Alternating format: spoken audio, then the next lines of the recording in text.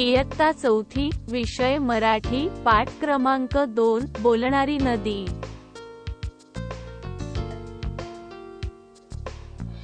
एक होती मुलगी. तिचे नाव लीला. होती ती चौथीत अन होती भारी खोडकर. लोकांना त्रास द्यावा असे तिला नाही वाटायचे, पण तिला खोड्या काढण्याची भारी हौस. स्वतःच्या मनात येईल ते करायची तिला इच्छा असायची. त्यासाठी मजेशीर युक्त्या शोधायची. तिचे घर होते गावाच्या एका टोकाला. तिच्या घराच्या मागील वावराच्या बाजूला थोडेसे चालत गेले की नदी होती. एक दिवस लीलाला बर्फाचा गोळा खावासा वाटला. आई म्हणाली, नको खाऊ. ताई म्हणाली, नको खाऊ. माई म्हणजे तिची आजी म्हणाली, लीला ग लीला, नको खाऊ गोळा, दुखेल तुझा गळा. सगळं पाणी होईल, नाकात गोळा. आता काय करावे बरे? लीला विचार करू लागली. तिला एक युक्ती सुचली. ती नदीकडे गेली. नदीला म्हणाली, नदी ग नदी. पण नदी बोलणार कशी? मग ती स्वतःच म्हणाली, बोल ग लीला. मग लीला म्हणाली, नदी ग नदी, लीलाला खायचाय बर्फाचा गोळा. पण माई म्हणाली, दुखेल गळा, खाऊ का नको? पण नदी कशी बोलणार? परत लीलाच म्हणाली, मग खा की. पळत जा अन पटकन खा. लीला म्हणाली, अगं, पण तुझं कसं ऐकू? ताई म्हणाली, नको खाऊ. आई म्हणाली, नको खाऊ. माई म्हणाली, नको खाऊ. पण नदी कशी बोलणार? परत लीलाच म्हणाली, अगं, ताईपेक्षा मोठी आई. आईपेक्षा मोठी माई. पण माईपेक्षाही मोठी मी नदीबाई. माझं ऐक.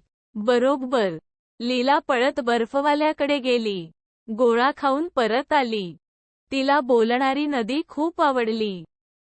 ताई, आई, माई यांच्यापेक्षा मोठी नदीबाई. तिची परवानगी मिळाली की आपण हवे ते करू शकतो असे तिला वाटले. एक दिवस लीलाला आला कंटाळा. तिला वाटले बुडवावी शाळा. तिने ताईला विचारले.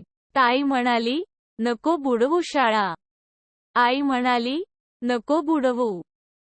माई म्हणाली, लीला ग लीला, आला जरी कंटाळा, बुडवू नकोस शाळा. शिकून स्वरून होशील सुखी माझ्या बाळा. लीला चिडली. कुणीच कसे शाळा बुडवू देत नाही. शाळेला जाते, असे सांगून ती नदीकडे गेली. नदीला म्हणाली, नदी ग नदी, लीलाला आलाय कंटाळा, बुडवावी वाटते शाळा, काय करू? पण नदी कशी बोलणार? मग लीलाच बोलली, आलाय जर कंटाळा, तर बुडव बिनधास्त शाळा. ताई, आई, माईपेक्षा मोठ्या नदीबाईने परवानगी दिली म्हटल्यावर लीला शाळेला गेली नाही. दिवसभर नदीकाठी, वावरात खेळत राहिली. संध्याकाळी घरी आली. तिची ताई तिच्याच शाळेत 7वीत शिकत होती. लीलाने शाळा बुडवल्याचे तिला कळले होते. तिने आई अन माईला पण सांगितले होते. त्या तिघींना लीलाची बोलणारी नदी पण माहीत झाली होती. त्या तिघींनी लीलाची गंमत करायचे असे ठरवले. तिला शाळा बुडवल्याबद्दल कोणीच काही बोलले नाही. काही दिवसांनी आला भोला. भोला म्हणजे लीलाचा मामा. भोला मामा नेहमी खाऊ घेऊन यायचा. त्या दिवशी नेमकी लीला शाळेत निघाली तेव्हा तिचा मामा आला. लीलाला खूप आनंद झाला. काय खाऊ आणलास? तिने विचारले. भोला मामा म्हणाला, लीला ग लीला, माझ्या लाडक्या बाळा, खाऊ म्हणून आणलेत बदामी पेढे 16. 16 पेढे, ते पण बदामी. लीला एकदम खुश झाली. पण शाळेला जायला उशीर होत होता. म्हणून ती पळाली. संध्याकाळी आल्याबरोबर मी पेढे खाणार. लीला ओरडतच गेली. शाळेत दिवसभर तिच्या डोळ्यांसमोर पेढे नाचत होते. पेढे कुठे आहेत? लीलाने आल्याबरोबर विचारले. आई म्हणाली, शिंकाळ्यावरच्या बुट्टीत डबा ठेवलाय बघ. लीलाने स्टूल घेऊन डबा काढला. उघडून पाहते तर डबा सगळा रिकामा. आई, यात तर एक पण पेढा नाही.